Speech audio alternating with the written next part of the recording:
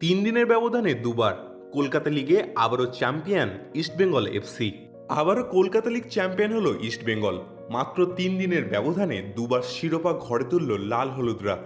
সোমবার club টেন্টে championship রাউন্ডের শেষ ম্যাচে 2-1 গোলে হারালো ইউনাইটেড স্পোর্টসকে।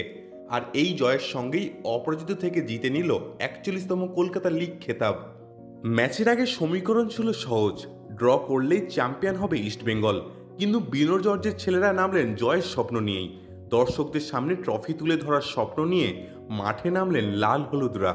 শুরু থেকেই আক্রমণাত্মক ফুটবল খেলতে থাকে ইস্টবেঙ্গল। একের পর এক সুযোগ তৈরি হলেও প্রথমার্ধে ইউনাইটেড গোলরক্ষক অঙ্কন দুর্দান্ত সেভ করে যান। তবে শেষ পর্যন্ত ডেভিড লালানসাঙ্গার গোলেই এগিয়ে যায় ইস্টবেঙ্গল। মাঠে তখন আনন্দের জোয়ার। দ্বিতীয়ার্ধে হাল ছাড়েনি ইউনাইটেড, আরও আক্রমণাত্মক হয়ে ওঠে তারা। 88 মিনিটে আসে সমতা ফেরানোর গোল। মুহূর্তের মধ্যে নীরব হয়ে যায় গোটা গ্যালারি। দুশ্চিন্তার মধ্যে পড়ে ইস্টবেঙ্গল সমর্থকরা। কিন্তু ইস্টবেঙ্গল মানে প্রত্যাঘাত। মাত্র 1 মিনিট পরেই মাঠে ঝড় তোলে স্যামুয়েল বেস্টরা। তার দুর্দান্ত গোলে আবারও এগিয়ে যায় লাল হলুদরা। আর সেই গোলই ম্যাচের ভাগ্য করে দেয় পুরো ম্যাচের।